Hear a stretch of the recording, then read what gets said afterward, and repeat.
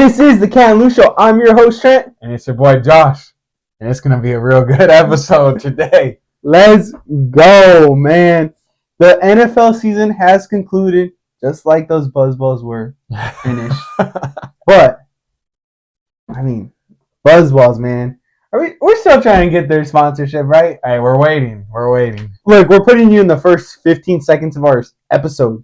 Just hit us up. But man, the season has concluded. You know what that means? Coaches got to come and go, and next season will never be the same as this season with coaches. Yeah. So let's break that down first. We know some are officially out. We're predicting more to be out. Mm-hmm. And then we got to find the replacements. So we'll start with the officiallys out, right? Brandon Staley out as Chargers head coach. Hardest one to pick. Who fills that void? For me, really, I'm just going to say it. I picked Bill Belichick. And the reason being is it was really hard for me to find another team that I could see him coaching. You want him to go to a winning team, right? Yeah, I think he wants to go to a winning team with a good quarterback. I mean, a very talented quarterback in Justin Herbert. And it's just like I was looking at all these teams and I really couldn't see him fitting in anywhere else. I just don't know. So I'm saying Chargers are going to land Bill Belichick, one of the greatest, if not the greatest coach of all time. Okay. I have, coming off a championship W, Jim Harbaugh. I think he's going to take his talents and his coaching ability to Los Angeles, and he's going to turn that team around. They're not far from being a great team. They have a lot of great pieces. Yeah, he's going to bring his own. He's going to want some of his own pieces, ship some out. But Jim Harbaugh is going to lead that team. And with Justin Herbert, as a coach looking for an opportunity somewhere, when you have that dude already established, that takes so much off your plate. And I think it'd be a great transition for him from college ball. See, another reason why I had Belichick going to the Chargers, it was really between Harbaugh and Belichick for me. I mean, I know it was for you, obviously. And I'm just going to say it. I think Jim Harbaugh stays in college, bro. He's going to be making probably a lot more money with Michigan. I know the college coaches make a lot more because they're the GMs, they're the coaches, they're everything in college. And that being said, he's also going to have a lot more power, a lot more say in everything that goes on and goes down in Michigan. And so I have Jim Harbaugh staying in Michigan. He said it early in the season or whatever, midway through season, that he wants to stay there. That's where he wants to be. I think he's sticking with it. I think, that championship, I know there's probably a lot of guys leaving, a lot of guys going to the NFL after that, but I think he stays in Michigan. And I don't think any NFL or team is going to get a championship coach in Harbaugh this season. See, that's where I'm opposite of you, because that sign stealing thing, it went away with the Big Ten Conference. Mm-hmm. But guess who starts investigating it now? The NCAA. And that's where his suspension's going to come down, and he's going to get the drift, because Man, you could have told me that when we were freaking prepping the show. Hey, I'm saying screw it. He's still staying. J.G. McCarthy said everyone steals signs. Everyone does it. Yeah, they went above and beyond. They went out of their way. They spent a lot of money to steal those signs. But Harbaugh's it paid off. Yeah. It paid off. But yeah, for that reason, he's coming to the NFL. So then where do you have him going then? The Chargers. That's my spot. Yeah, I said Belichick. Yeah. Chargers. All right. Next one, officially out. Surprised us. For sure, Mike Vrabel is out as a Titans coach. Not only did it surprise me, it pisses me off. Yeah, it kind of pissed me off, dude. What the fuck? I've never played for the dude, but watching all the things from behind the scenes, even on the game day, that is a coach I would love to fucking play for. Yeah. And the fact that he's out, he won Coach of the Year 2 years ago. I know things could change fast, and obviously it did, but he wasn't a bad coach this year. Yeah. The roster was a little off, I will say that. But give him another offseason to kind of repair that team. They're probably a playoff team next year. Yeah, I mean, I think you can't really put it on Vrabel, dude. They missed on a lot of draft picks. That's the GM right there. Yeah, that's not him. That's what I'm saying. I just don't see what they were thinking. And I think we both have him ending up, right, filling the void in New England. Mm-hmm. I think it's a great fit. He's a no-nonsense type of guy. He's a hard ass, in a Yeah. way. I think he fits in. He came from that system. Yeah, I think he'll fit in well with the Patriots. But the Titans need a head coach. Mm-hmm. So who's stepping in?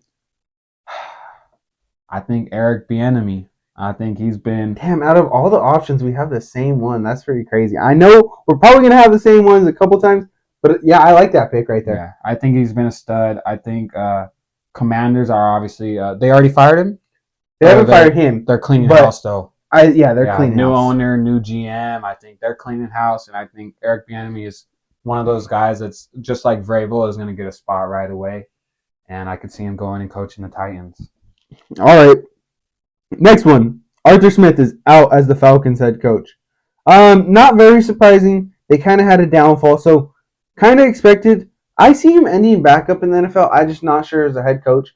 He doesn't need the money if it's not the right position. His dad's the owner FedEx. But that void has to be filled. Who has it? I'm going with the man that's been, he's been having his offense on fire this season. And we've seen it. Don't tell me he's from Detroit. He's from Detroit. Damn, we have the same one again. Ben Johnson. The Lions' offense has been on fire all season. Jared Goff is looking good. Amon-Ra is looking insane. And then you got the two guys in the backfield. That offense has been looking great all season. And we've seen the trends. We've seen it. A lot of teams are wanting the offensive-minded coaches. And even though I have a lot of defensive coaches on here actually taking these voids, I'm going with Ben Johnson. He's filling the void with the Falcons. They've got an offense that's pretty much just a quarterback away. And, they've got the receivers. Got the talent. They have the tight end. They've got the tight end. They've got the running back. And a lot of those guys have been severely underused, misused. Watch Kyle Pitts with the right coach next year be tight end 1, tight end 2, and you got the tight end 2, Jonnu Smith on that team, who's another baller. I think the Falcons could be a problem if they get a good offensive coordinator and maybe a good quarterback too. Yeah. Next one, officially out. Josh McDaniels. He's been out for a while. Raiders. They need to fill the void. Did they already fill it with their interim? Because I think so. I think so too, dude. Seeing him run off the field and just hype up the crowd he looked like he was Max Crosby hyping up the crowd, and everyone just loved it. He looks like he was born for the Raiders head coaching job. He was. The way he carries it, it matches the organization's profile so much. Yep. And if they move on from him, I think they're dumb. Yeah. You saw how they turned it around ever since he's got into that position. Mm-hmm. Should have beat the Chiefs. That offsides call was horrible on Jack Jones. Dude, the Raiders look good at the end of the season, and that has to do a lot with Antonio Pierce. You see the locker room wants him. We've seen it before with the Packers or no, it was the Raiders when the special teams coach Frank whatever Versace or something. Versace, Versace or whatever. We've seen it before. I think they get it right this time and they keep the guy. Hell yeah. Ron Rivera is out as the Commanders head coach. Who steps in? This one was kind of hard for me. It was kind of like, who's going to be the last remaining option type deal? Because who's going to want to go there? Yeah, I know it's a new owner, but they're so far from talent, player-wise, being ready. And they had some guys, but like you said. Yeah, they had some guys, but they traded them away. They gave them away. They gave away their D-line, which was, on their way to being one of the best D-lines in the league. They had Sweat. They had Chase Young. They had Payne and Allen in the middle. They just kind of gave up, and so they're going to have a lot of draft picks, but still you can't rebuild in one offseason off of draft picks. Hopefully the owners want to spend money, but it's kind of they're in a weird position for sure. So what coach wants that? Which coach is going to take it? Because we got to remember, at the end of the day, all these coaching hires, it's not about what the team wants necessarily. It's also coaches don't want to take the job and it's a bad gig. You're not going to make it through the season. Yeah. I know there's only 32 of them. There's only 32 head coaching spots, but coaches weigh their options, So who you got? I have Wink Martindale. He just resigned as the New York Giants. Me too. Defense coordinator. It makes sense. He's going to show the league. He's very well respected. I think he could get some key free agents to sign with him with that respect level he has. And the defense was not the problem. No. The offense was not working. Daniel Jones, after getting paid, which is crazy. He got paid. And he played how many games this season? I mean, not it's enough. just insane. Their offense was not hitting. Saquon was, wishy-washy, hit or miss. I think that bringing in another, or I guess he's a defensive-minded coach, but still, man, I don't know. I just think that their defense can get it done, and Wink Martindale. Oh wait, he's going to the Commanders. Never mind, I'm tripping. Yeah. So their defense was good. I think, yeah, he'll just solidify that. He'll go get his offense coordinator, and I'm not saying they're making the playoffs next year, but I think they'll have a better season than they had. Yeah. Next up is Frank Wright or Rich. I don't know how to say his last name, to be honest with you. Panthers head coach. He's been out for a while. 2 seasons in a row, didn't survive. Last season with the Colts, now the Panthers. This is another one where I think it's a hard one to take. The owner's very, very. He oversees a lot of things, and he just is too quick to it, to be honest with you. I think he needs to let the GM. I think he needs to let the coach. And he hasn't shown that. So, like, that's another one where I'm like, you got to take a head coaching job when offered, I guess, but do you want to take that one? Like, yeah, and that's why I'm not going with one of the top guys on this list, like a Vrabel or a Harbaugh or a Belichick. I'm going with Brian Callahan, offensive coordinator of the Bengals. Obviously, the Bengals offense struggled in the beginning of the season, but I think that's because Joe Burrow was playing unhealthy. But you saw once Jake Browning came in there, it almost looked like they did not miss a beat. They probably would have been a playoff team if Joe Burrow would have just sat and then came back fully healthy if he sat in the beginning of the season and came back fully healthy. Their offense looked good. They had some guys, and I think Brian Callahan can make it work with the Panthers. Obviously, maybe not next season. They're kind of in a rebuilding phase right now, but he's young, and I think he's ready to take on the task. Yeah, I just don't see any veteran coaches really taking that job. And plus where I place the other ones as this list goes on, I think it'd be a great option for them to kind of take a chance on this head coach.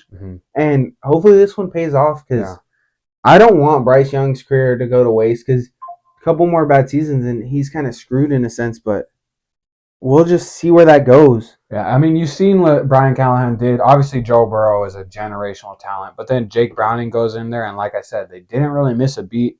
They looked better than when Joe Burrow was playing unhealthy, and I think he could be really helpful for Bryce Young's career. Alrighty, that completes officially fired. As of we're recording this on on January 9th, okay? So if you guys see this after, you guys know this is January 9th. These could happen as late as January 9th at midnight or as January 10th right when we wake up. So I got 4 more coaches I see getting canned. How many more do you have? I got about 4? Something like that. I'll just follow along with you. All right, and if I miss one of yours, let me know. First up, Bill Belichick. We've said it. He hasn't been officially, so you have him going to the Chargers, obviously. I haven't said my team yet, and I'm going to hold that one real quick. But the Patriots are going to need a head coach. We both said earlier in the show, Mike Vrabel. All right. For all the reasons you said earlier in the show, hard-nosed guy, came from that system. Go back, turn that ship around, and they're going to have to go get a GM because he's not going to do both like Bill Belichick. But Mike Vrabel's the dude there. Agreed? Next up. Bill Belichick, the GM as well? Yeah. He's the GM and the head coach. Oh, wow. I did not know that. Yeah. Next one. Damn, that's very interesting. I'm going to save the one down in the AFC South for later. So, next one. Mike Eberflus, Bears. I have him out. I think they have a lot of draft picks. They may have the quarterback of the future. It could help the next coach, or maybe not. But I think there's an option out there that, man, it's going to give away my one that I wanted to save. But who do you see filling that void? Or do you not have him out? If you don't have him out, that's fine. I didn't necessarily write it down. There's a couple guys. I could see Dan Quinn going there, but I picked him for another team. We talked about it while we were picking all these guys. Brian Flores, hell of a coach, got blackballed in a way. I think it's going to be hard for him to get a job just because we know how these owners and execs, what they do. They all get together and they're 32 very powerful people. Yeah, so I could see, them blackballing Brian and him not getting another head coaching job. If I had to say, I could see Brian Flores going over there. He had that Vikings defense balling. They were in a lot of close games with a mediocre offense. I mean, and then with Kirk Cousins going out, it just didn't help. I think Brian Flores could be a hell of a coach. But I'm going to go with Brian Flores. All right. So I'm going to give you my coach, and then it's going to lead me right into the next. Okay? And I have to say it. The head coach of the Bears in 2024-2025 season is going to be Mike Tomlin. Yes, that means the Steelers are firing Mike Tomlin. Who replaces Mike Tomlin? Hold up. Bill Belichick. Okay, you guys heard it. Let me give you my explanation. Mike Tomlin is out as the Steelers head coach. He's been the team's been very mediocre since 2017 when they made their AFC Championship appearance. The Steelers are known to win. They're known to win that AFC Championship game. They're known to be in the Super Bowl. And that's just not happening in Pittsburgh. And I'm not saying he's been a bad coach because I think he's one of the best coaches in the NFL. It's just mediocre. It kind of kills you. You kind of want to be dead last to have a good draft pick and get your quarterback of the future, or be the top dog with your quarterback of the future. And they've kind of shot themselves in the foot being mediocre because then they don't have a good enough draft pick to get that dude. And that's kind of been where they're stuck. And I know that's not necessarily his fault for the results, but you got to change up something to get over that hump. And that's where I see him being fired. And enter Bill Belichick. They're going to get to the playoffs. Guess what Bill doesn't do in the playoffs? He doesn't lose. Yeah. And they're going to overcome that AFC Championship hump with Bill. And he's going to ride high into the sky. Or not into the sky, but into retirement. Into the sunset. Into the sunset with a Steelers Super Bowl, which is going to look weird. But it's going to happen. See, I think, you said they have to make changes. I think the Steelers, arguably one of their best rosters this season without a quarterback. They have a pretty good defense. They've got some guys on the defense. They've got some young receivers. That running back, whatever they call it, running back room is looking very dangerous. And I think Mike Tomlin's been working with what he's got. I think instead of moving on from their coach, they move on from their quarterback, Kenny Pickett, Mason Rudolph, whoever it is. I think they could go get a guy like Russell Wilson. I don't necessarily see them finding a quarterback in the draft. I think they go and get a vet. I think they have a really good defense right now, so I don't think they want to risk it on a rookie. I think they could be a right now team. Really soon they could be there if they go and get a vet quarterback that could deal. I think they go and get Russell Wilson. Russell Wilson needs a bounce back year after. He had a good season this season. He had some hype, in the middle of the season. Mm-hmm. He just didn't do enough with the Denver Broncos. I think he could do a lot with the Steelers, with that running back room, with those receivers. George Pickens, he may not block, but so does every other receiver. No receivers block unless you're the 49ers, exactly. Or the Rams. I'll say the Rams too. No. Just because that coaching tree. But I kind of want to touch on Bill Belichick, Mike Tomlin, right? So you got Bill Belichick coming over to the Steelers in my eyes, and that defense is going to be not that Mike Tomlin hasn't been calling great defense, and that defense hasn't been great. I just think they'll take it up even another notch with that crazy coaching ability Bill Belichick has. And then on the other side, Mike Tomlin and the Bears, it's going to remind me of like the Bears back in the day before our time when they were one of the top dogs.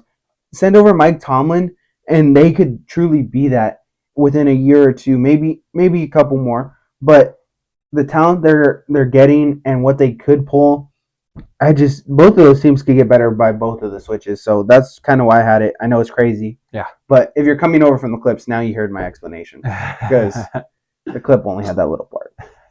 All right, let's move on into last week's picks after talking about all these coaching changes. Oh, you have another one? Get into it. I have one more. Dennis Allen, Saints. He's out. Oh, yeah. I have him too. Is out. And that one I have filled by Dan Quinn. He used to be the coach of the Atlanta Falcons. I think he comes back to the division and he kind of terrorizes the Atlanta Falcons for a couple years. Yeah, I could see it. I have Dan Quinn written down here as well, but just now that I'm thinking about it, Dennis Allen was, a hell of a defensive coach. Their defense has been stellar for the past few years. They're very good defense.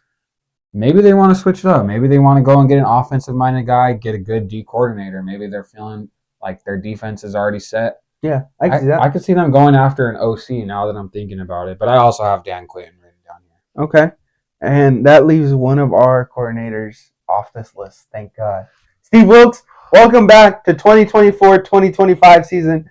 It's a lot. Okay, I know you got to go interview, but thank you for coming back. Please let the Niners just keep their freaking coordinator this season for once. Yeah. You know what? They'll probably lose like 3 next year. What could happen? Let's say Steve Wilkes goes and coaches for one of these teams, Chris Kosurek, whatever, our D-line coach, who's next man up right there. I don't know how it works with position coaches, but he's got to be a Hall of Fame position coach. Yeah. The D-line that we've had year in and year out since he's been here is just insane. I could see him moving up to the DC position, but I like where we're at. I hope Steve Wilkes stays. Ever since he came down to the sideline, it's been a different defense, been a different team, and I just hope we continue that trend. I don't want to continue the trend of losing our coordinators every season. Yeah, that's hard. But you were going somewhere before I said I had one last coach, so take us there. Let's get into last week's picks, our dogs, our matchups, our games. Let's get into it. Dog. My dog absolutely did not hit. He folded when the lights were bright. Tua Tagovailoa was 17 for 27, 1 TD, 2 interceptions, 173 yards. Let's highlight the 2 interceptions. Terrible interceptions. Yeah. At the wrong time of the game. Terrible. At the worst time, the last terrible. One. Yeah. I mean, when they're driving down the field trying to win it and you throw that pick, and I mean, it looked like they knew what was happening. It looked like the Bills defense knew exactly where Tua was going on that play. It looked like, and he gave it away. If you look at the way he started that play, he did not look off a safety. Mm-hmm. He looked at that spot the whole time like that was the only possible place he could go to. And you're going to Claypool at the end of the game? No disrespect to Claypool. That's ND boy, and I like the way Claypool plays, but just. Yeah. It didn't sit right with me. Not what you want to see out of your dog. No. Your dog. My dog. I'm going to go in and say he hit. You got Jordan Love. Only 5 incompletions, 27 completions out of 32 attempts. Above 300 yards, 316 yards, and 2 tutties. No interceptions, and went in there and continued the ownership of the Chicago Bears. Yes, sir. I mean, they're just owned by the Packers at this point. And Jordan Love is looking real good, real comfortable. Finished top 3 or top 2 in touchdown passes.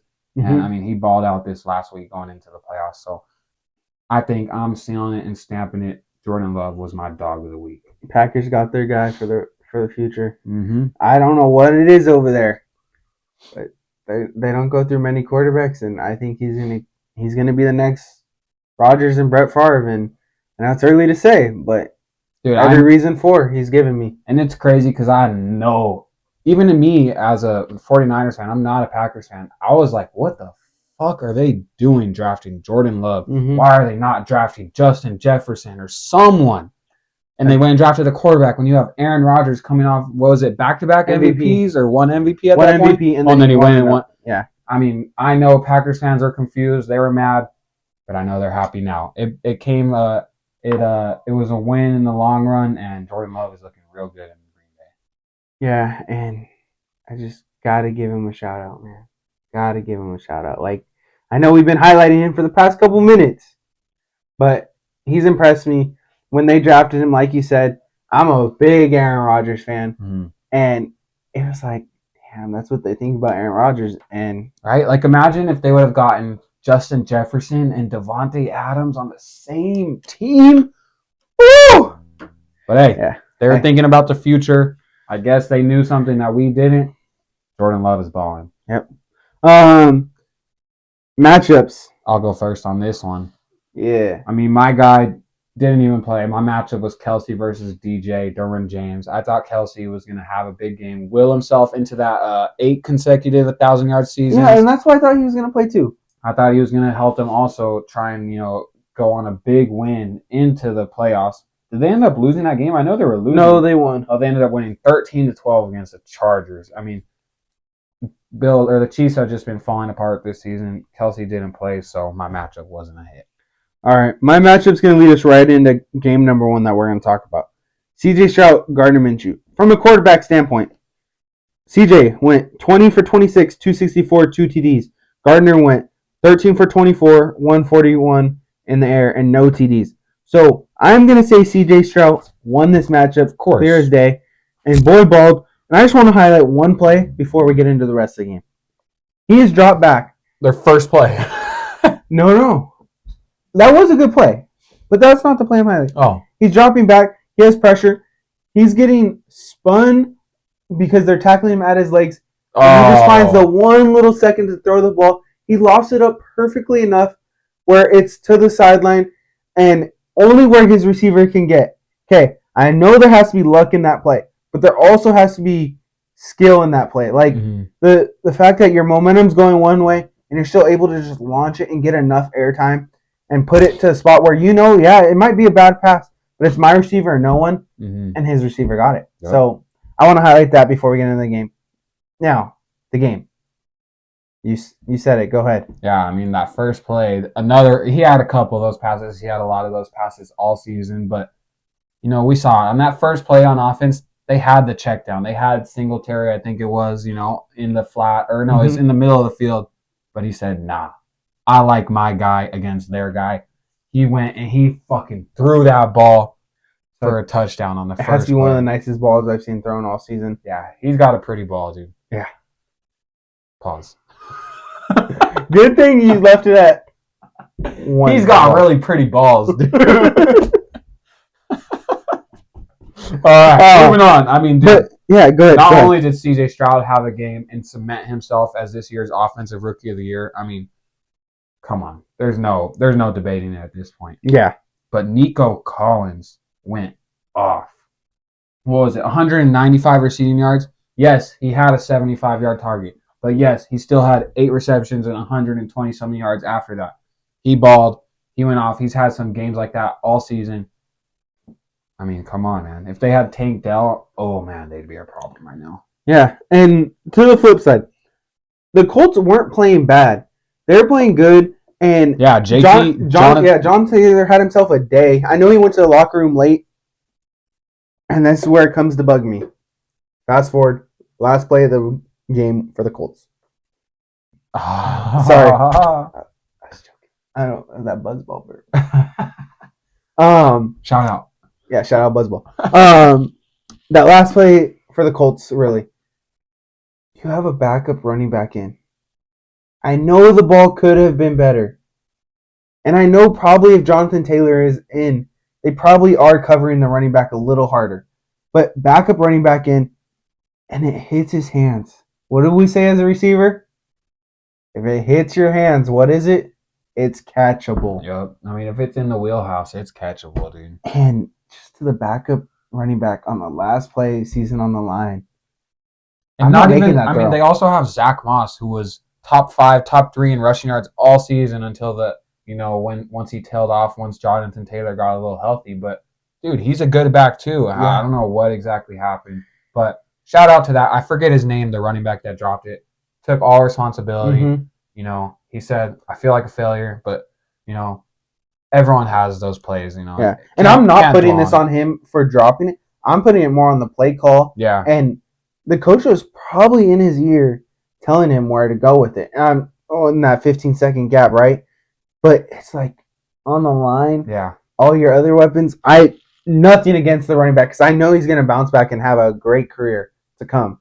But, it didn't rub me the right way. Yeah, that's not the play call you want to see. You want your best play on that play. Yep. Talking about best play. Your boy Josh Allen, or our boy, I don't know. I like quarterbacks. He had himself a day against the Dolphins. He's not my boy. Yeah, he's not really my boy either. I don't know where I was going with that. I was trying to have a smooth transition. It sounded better in my head. I should have left it in my head. But let's get into the Bills-Dolphins game.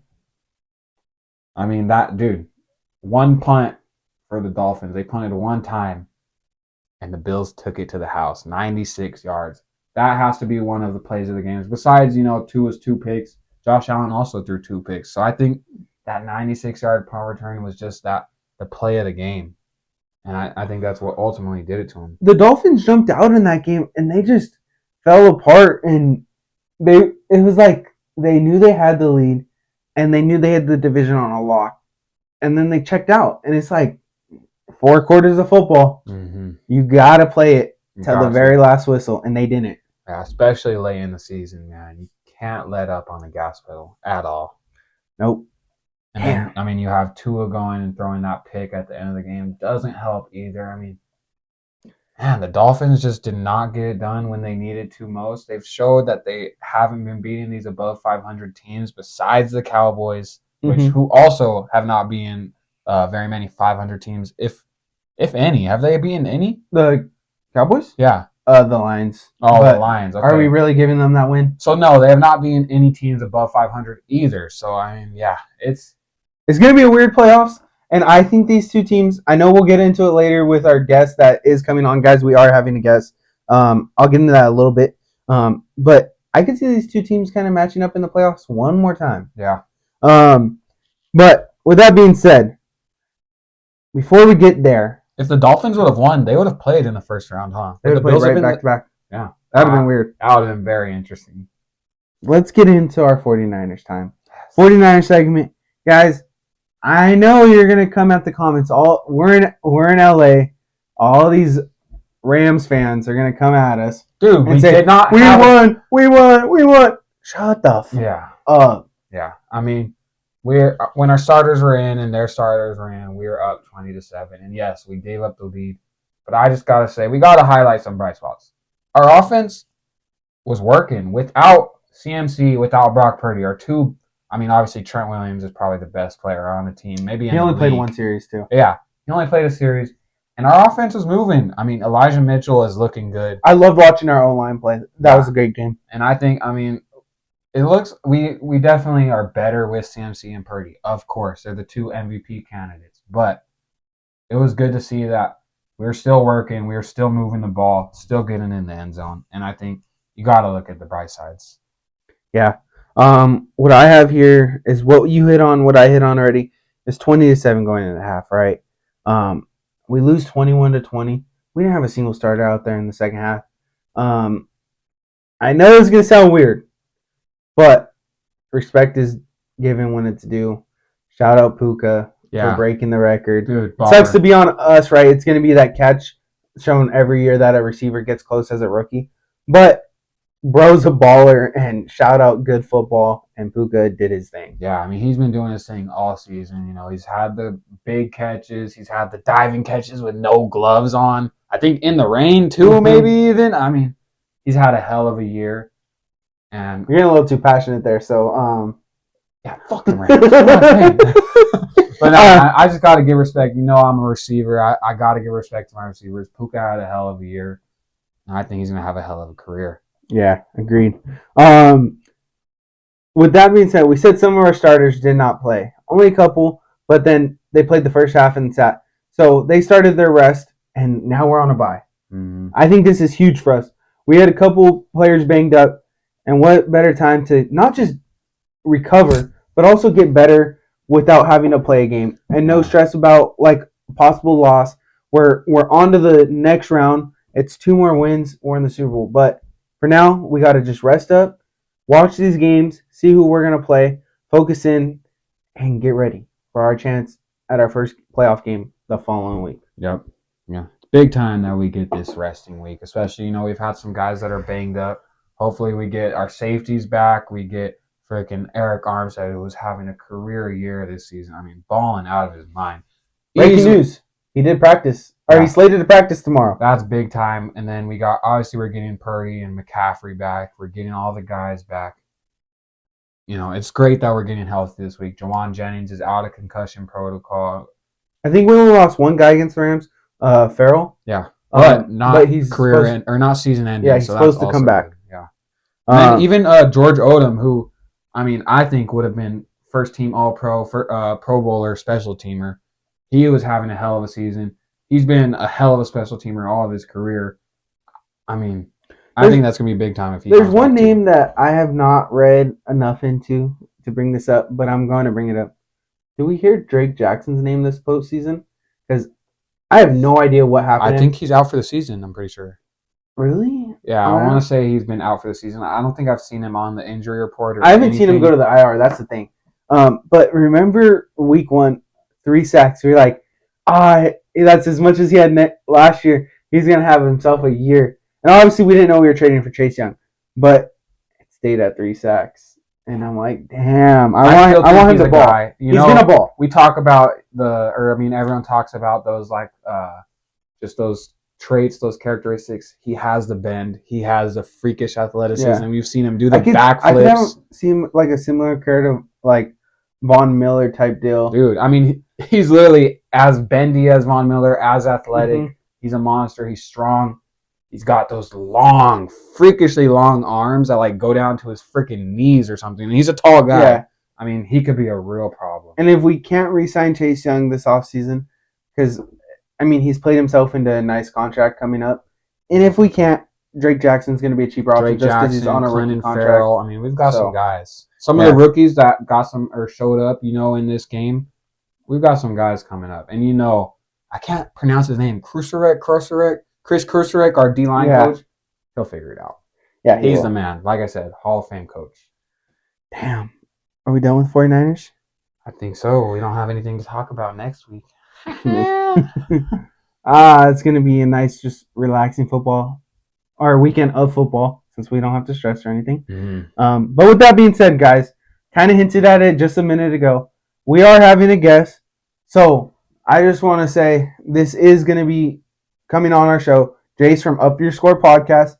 Check him out on all platforms, whatever he's on. What is it? YouTube, Instagram, whatever it is. Yeah, whatever. We're gonna tag him in this and stuff. So yeah, go check him out. The format of this video, if you are watching the video, is changing now. What's up, guys? Just like we promised, our guest is here. Welcome, Jayce from Up Your Score podcast. Glad to have you on, man. How you doing? Doing well. Thank you guys for having me.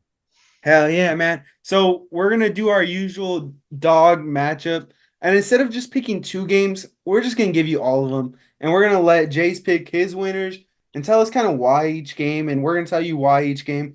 There's only 7 on the slate this weekend. So let's get into it, man. Dogs are huge. They got to happen. Playoffs are here. The lights are bright. So the stars got to shine.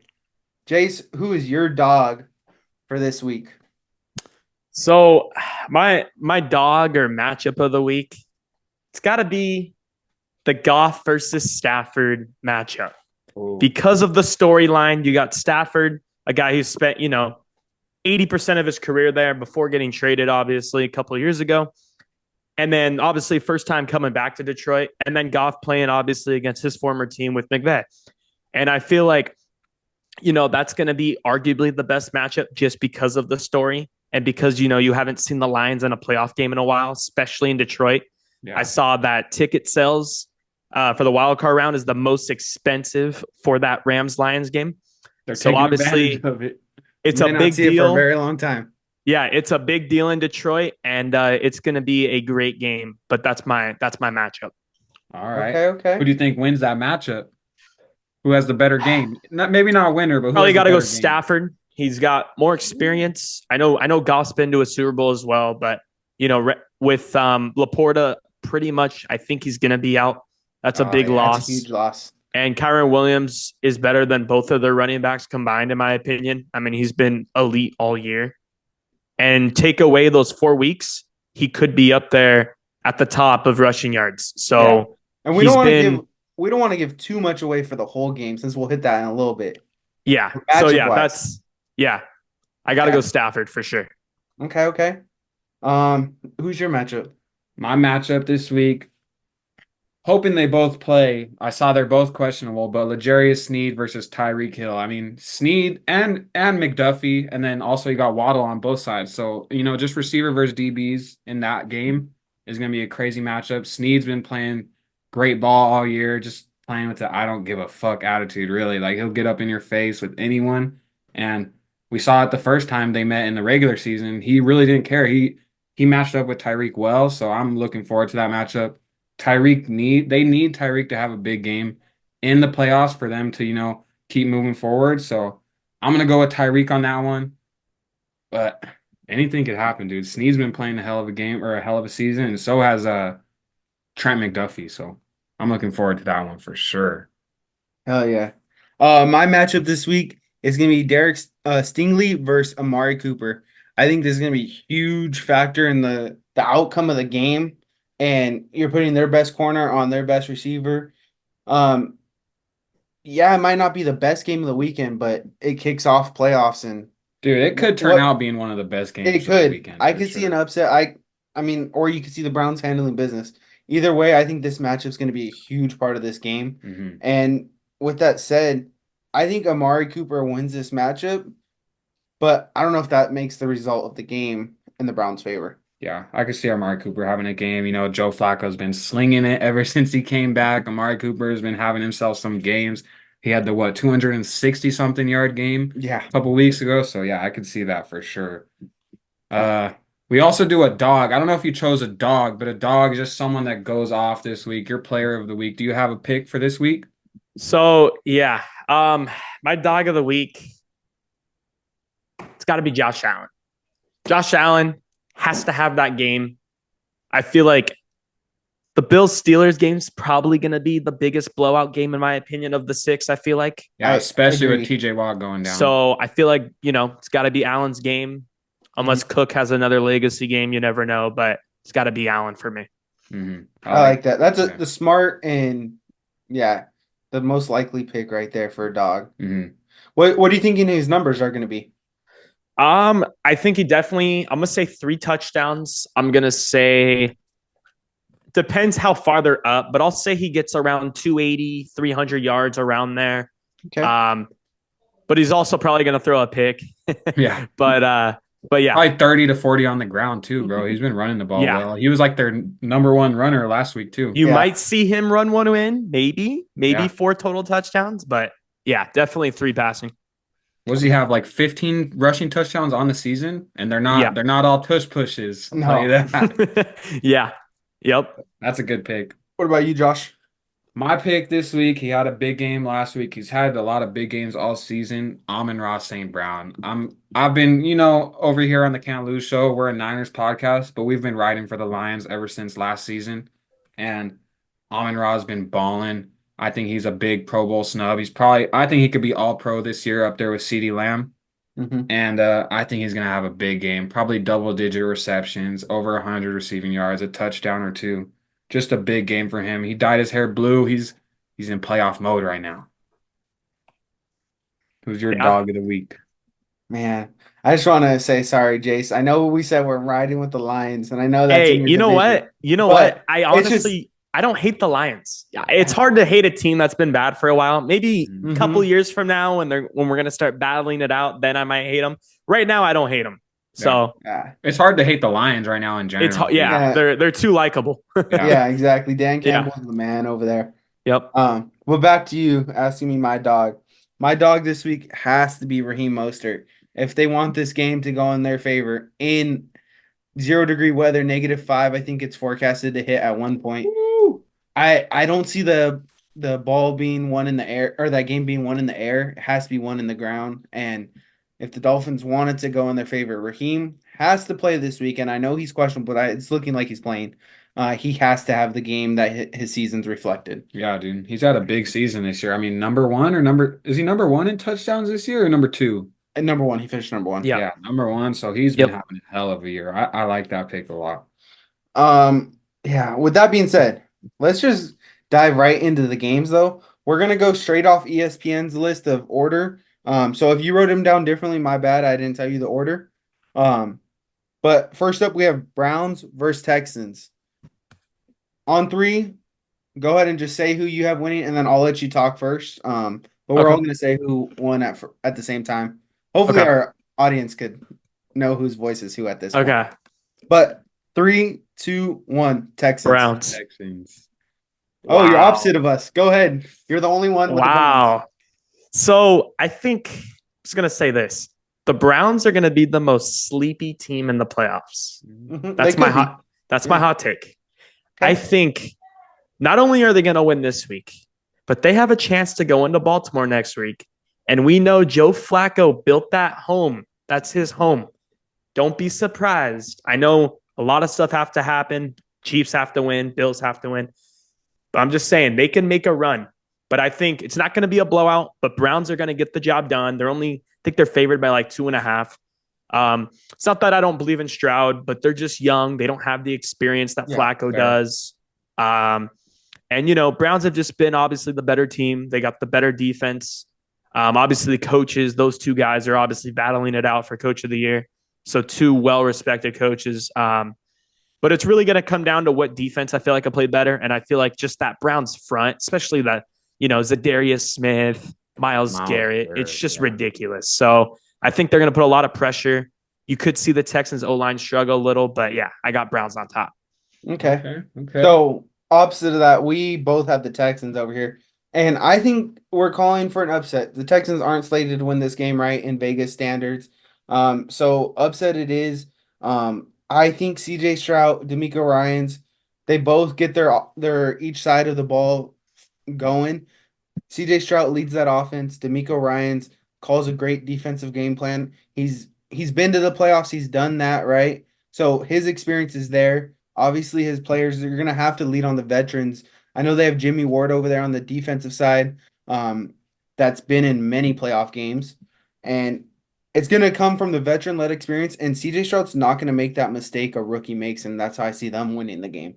I like that. All the same things that you just said. I'm taking the Texans. I think, CJ Stroud, I think he locked it up last week, that Rookie of the Year. I know Puka broke 2 records that are long time standing. Well, Waddle just broke one, but the other one was since the 1960s or something when there was only 14 games. But CJ Stroud having a performance like that, I think he locked it up, and I think, he has another big performance against the Browns and continues his, historical rookie season. Hell yeah. All right, the next game on our slate is Dolphins at Chiefs. Okay, sorry, I was just reading an alert on my phone. We're good for now. Dolphins at Chiefs. And on 3, we're going to say it again. And maybe we'll have the same, maybe we won't. 3, 2, 1. Dolphins. Chiefs. Oh, again. All right, you're the lone soldier again, so you go first. I mean, it's hard to pick against the Chiefs when they're at home. For sure. Especially, Dolphins are down 7 starters on defense. I don't know if you guys saw today. Both of their middle linebackers, Van Ginkel and Jerome Baker, out for the year on the IR. They've already lost Chubb. They've lost Phillips. Xavier Howard, he's probably not going to play either. They're just super banged up. And I know the Chiefs passing game has been a mystery. But I feel like, especially with Mostert and Waddle, who, if they do play, they're not going to be playing the full game. They're going to be limited. They're not going to be 100%. Hill's banged up. So there's a lot of unhealthiness. If they were healthy, without a doubt, I'm picking Miami. But recently, especially how Tua's been playing, I just can't pick them in a very cold game in Arrowhead. So I got to go with Mahomes, at least in this round. Okay. You're kind of changing my mind. I forgot how banged up they were. I forgot about Chubb, too. That's huge. And then Baker and their other linebacker are out today. As well. Yes. Yeah. If you want to change it, go ahead. I'll be the lone soldier. I got a good reason for the Dolphins. And screw the Chiefs. I'm sticking with the Dolphins. I hope I'm wrong. I love the Dolphins, but yeah. What's your reasons for the Dolphins, though? I just think I think it's going to be the Dolphins win it on the ground. I think Mostert and Achane get it done. I think the Chiefs don't have the game in the air or on the ground to put up enough points. I think it could be really close, and you're swaying me. But really, I'm just riding with the Dolphins because I hate the Chiefs. Yeah, I hate them too. All right. Well, I give you my explanation. Josh, go please put this on my phone real quick. All right. Sorry, my phone's dying, and that's the camera reason. So no, it's okay. Real quick, Josh is adding that, but I'll talk you through my reason. So I have the Dolphins winning this, and the reason why it's on. It's good. The reason it's the Dolphins because their run game is what's going to win it for them. They're 3 deep. I know Raheem's questionable. I know Achane's questionable, but I think that's only because they have to be questionable with their lingering injury. But they're going to play, and if it's that cold weather game, there's not going to be a lot of passes, especially if snow starts falling. So you have Raheem, Achane, and the other guy from the 49ers. I'm drawing a blank. Jeff Wilson Jr., Jeff Wilson baby. Jr. Yeah, Yep. Jeff Wilson Jr. versus Isaiah Pacheco, and I can't even name Clyde the other running backs. Edwards-Helaire Oh, yeah. Clyde and Edwards, Jerick McKinnon. but I trust the Dolphins running backs more than the Kansas City running backs, so that's why I have to go the Dolphins. Even with a banged up Dolphins defense, you could stop a run game. You could stop a run game with backups. It's when you're getting beat by the DBs and stuff, and you're thin there. That's where it gets dangerous. And if Mahomes is able to air it out, then yeah, the Chiefs probably are going to win. But I think that run game for the Dolphins kind of seals the deal for me. Yeah. No, Achan's been balling out. So I love that pick. I love that pick. Alrighty, next one. Steelers, Bills. You know the deal. 3, 2, 1, Bills. Bills. All right. We're all the same. Probably all the same reasons. It's going to be the blowout game of the weekend possible. I know it's playoffs and calling for a blowout. It's kind of crazy, but it's just shaping up to be. The Steelers aren't it. They made the playoffs, but it's not enough for them. Like they're done and they don't have enough in the tank. Sure. What's the weather forecast in Buffalo? I mean, it's got to be cold over there too. And the Steelers' run game has been, I mean, they've been heating up. Najee and Jalen Warren. I'm so glad Najee turned his season around. Yeah. I remember at the beginning, they were hating on him. And I've always liked Najee, Cali boy. And I'm glad he turned it around. Yeah. But that could be interesting though. If that game is going to be real cold, snowing, I don't know what the weather forecast is, but Steelers it says the high on Sunday, or no, it's on Saturday, right? Yeah. So Sunday it's gonna snow, but Saturday it's gonna rain. 70% chance. It is Sunday. It is on Sunday. It tells you the weather forecast. Go down the bottom. Yeah, it says it's gonna snow 35%, 29 degrees is the high. So it's gonna be cold. Ooh, that could be interesting. Hey, so James Cook's been having a really good season. Could have a big game. Who? James Cook could have a big game then if they can't pass a lot. So you never know. And I think the loss to TJ Watt is just, I mean, that's huge. Josh Allen with a little bit more time and a little less pressure could be dangerous. Yeah. Next game, we got your Packers, Dallas Cowgirls. 3, 2, 1, Cowboys. Packers. Oh. Thank you for sticking up for your team. Talk to us. Let's go. All right. So I know we don't have Rodgers anymore, but this is a crazy stat. The Packers are 9-0 since AT&T Stadium got built. We've never lost in there. Matt LaFleur, so far in his career, has also owned the Cowboys. Cowboys haven't lost at home. And then Mike McCarthy, he's just not it. And I would know more than anyone. He screwed Aaron Rodgers' career up. He should have at least 2, maybe 3 rings. And I know the Cowboys haven't lost at home this year, but we got here's how I look at it. Packers got nothing to lose. The pressure is all on the Cowboys, like it is every playoffs. And yes, Packers choke every year, but so do the Cowboys. So it's really, a lot of people are saying it's going to be a blowout, which it could be. It could be. But at the same time, Jordan Love is playing as good as anyone in the league. He's playing so free. He's got all the confidence in the world. There's no pressure. We've beaten the Lions. We've beaten the Chiefs. So we've showed that we can beat, good playoff teams. Yeah. So, I feel like we could go in there and pull off an upset and just history keep repeating itself like the Niners always kick our butts. So that's my pick. I for what you said, like it makes me want to change so bad. It's hard to say the Cowboys are going to lose at home this week just because they've been so good at home. And you bring up McCarthy. I totally skipped that aspect. Trying to go against your former team, that's huge in the playoffs. But like I said, it's hard to switch, so I'm going to stick to Cowboys. And they'll get it done in the air. And I think CeeDee Lamb kind of has a game, and that's kind of a deciding factor right there. Yeah. I mean, even when we were picking, I wanted to pick the Packers. I really didn't want to pick the Cowboys, but like you said, having lost. No, yeah, it's definitely they're rolling into the playoffs on a big W against the Commanders. And I think that was a perfect situation for them. Like they needed a big win. They dominated against the Commanders. So yeah, I'm going with the Packers for that one. CeeDee Lamb's been playing incredible especially ever since they called him a number 3 receiver, a slot guy. Early on in the season, struggled, and then from week 6 to the end, by far the best receiver in the league. Yeah. So yeah, I got to ride with the Cowboys on this one. All right, next game. My game of the week, really, if I was to pick a game. Yeah. Rams at Lions.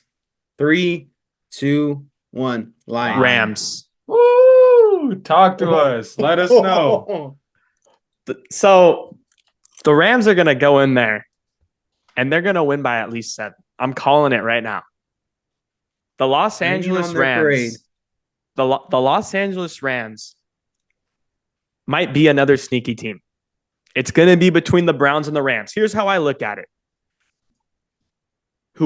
So if the Packers were to beat the Cowboys, whoever wins that Lions-Rams game is guaranteed to the NFC Championship because they are not going to lose to the Bucs and they are definitely not going to lose to the Eagles.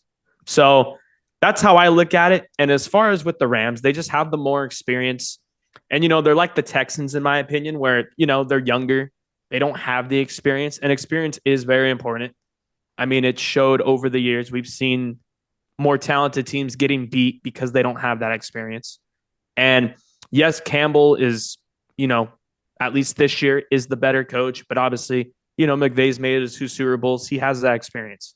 Yeah. And just Stafford going into Detroit, he's just going to be playing with that chip on his shoulder, and I just can't see them losing. Yes, the Rams secondary sucks, but so does the Lions as of late. Really, since Thanksgiving, it's just been really bad.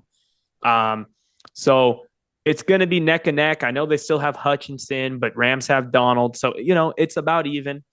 Dude, that Rams D line has actually been very, like you said, they've sneaky. Had some rookies. There's like 3 or 4 guys with like 7+ sacks on that. Yeah, they've had Byron Young step up, Ernest Jones, they've had Turner or something like that. So, are you calling for a shootout type of game or physical? It's gonna be a shootout. I think Rams win 31-24. If I had to make a prediction, I did my and Maher's gonna miss a kick because he sucks. Okay. So, but yeah, Rams are gonna win by 7. Okay. So we both said Lions. Do you want to say your reason first? I mean, I'm just taking the Lions just because I've been riding with the Lions, like I said, since last season. And, I mean, they've been on fire this season, dude. Amon-Ra, I mean, their running backs, probably one of the top duos in the league this season. I think it's going to be too much for the Rams. I could see a really good game, like you said, a shootout. But, man, I'm pulling for the Lions this weekend. Yeah. When you were talking about Matthew Stafford, it made me think about he is the only quarterback in the NFC to win a Super Bowl in this playoffs. But the Lions have been playing so goddamn good that I don't think they fold this week. Give them at least one good week in the playoffs. Let their fan base be happy, and then next week's their time. But for now, Lions. All right, that's fair. Last game of the week, Eagles Bucks. 3, 2, 1. Bucks. Hell yeah. Okay, straight across the board, Bucks. Who wants to give their reason first? I mean, I'll go. Go ahead. Just the Eagles have been falling apart. They're, like you said about the Dolphins, there's a lot of guys banged up. There's a lot of guys questionable. I'm not sure. I didn't see A.J. Brown on the injury report. I don't know what's going on with that. I thought he might have been out for the season. I don't know exactly what's going on there. But it's not been looking good for the Eagles. They're like, I saw that they're the first team to start 11-1 or 10-1 and finish 11 and whatever 11 and not go at least 12 wins. So they fell apart at the end of the season. And they got through the gauntlet, but after that they freaking, I don't know what happened. The 49ers kind of gave them on a downfall and they kind of tore apart a couple of teams, the Jags, the Eagles. Eagles is an interesting team to touch on because people are like, well, they made it to the Super Bowl last year. Okay, let's not forget their run. They played a mediocre Giants team. They had that first round wild card bye, so they played them in the divisional. They played the Niners with McCaffrey at quarterback. And then they lost. I know they actually played the Chiefs really well in that game. They only lost that by a game winner. But I'm just saying, they had such the easiest run you could have. Even in the regular season, they had the easiest schedule. Exactly. So Sirianni, by the way, he does not impress me whatsoever. I don't think he's a good coach at all. I think you could even make the argument that he's overrated.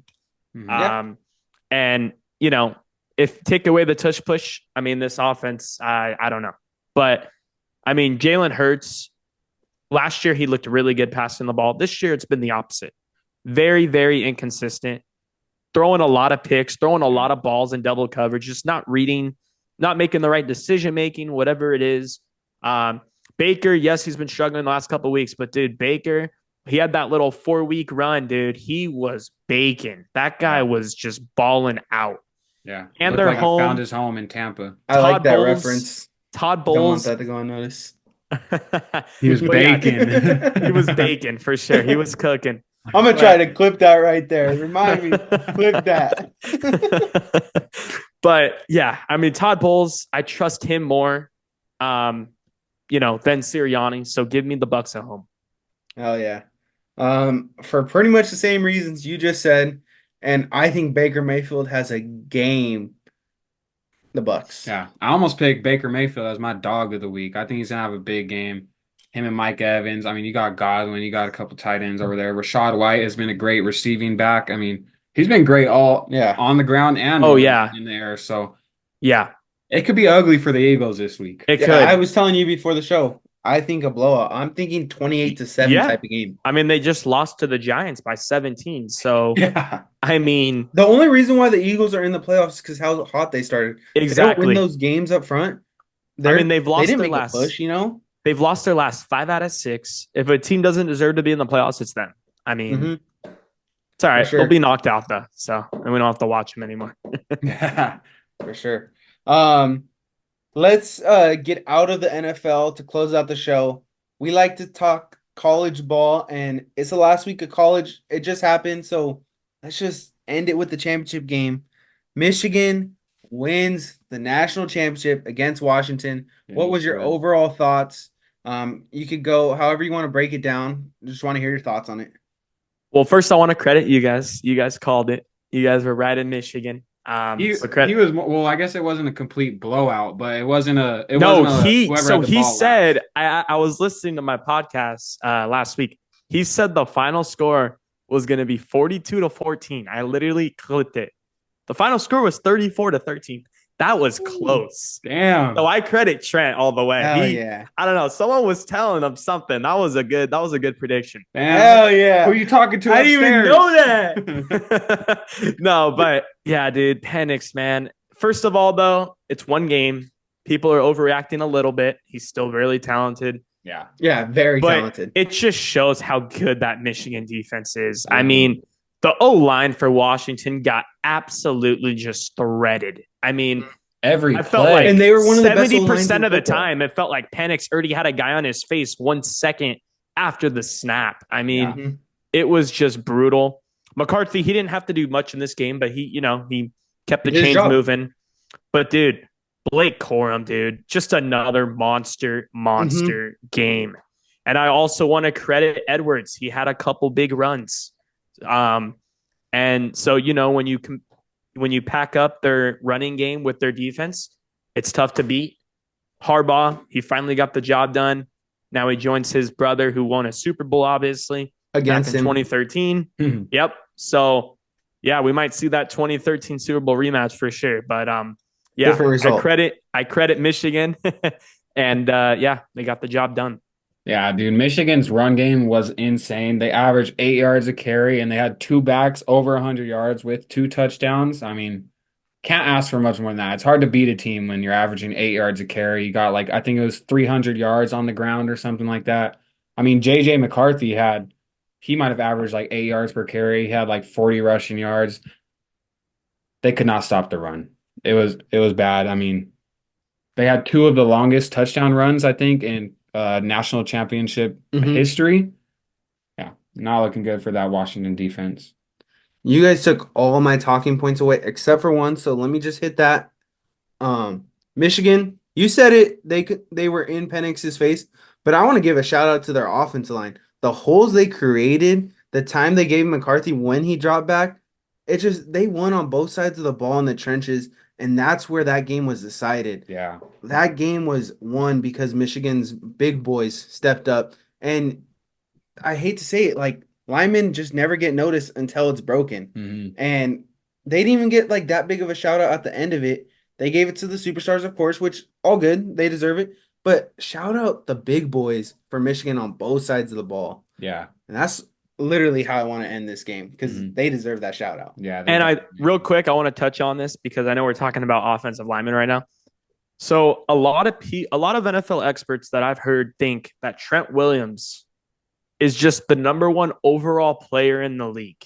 Mm-hmm. Higher than Mahomes, higher than, CMC, TJ Watt, whoever's up there in the top 5, right?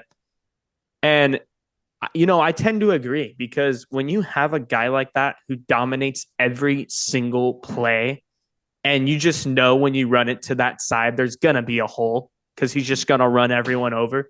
I mean, it just shows you, like you touched on, they don't get the credit they deserve. And, they don't. Harbaugh created some good schemes, and the O-line just was more physical than Washington. They wanted it more, and they showed it. So credit to them. All righty, man. Well, this is the end of our show, and I just want to end it with Mr. Harbaugh's quote. Who's got it better than us? Nobody. Thank you guys for tuning in. Thank you, Jayce from Up Your Score Podcast, for coming on. This has been a great episode. Peace.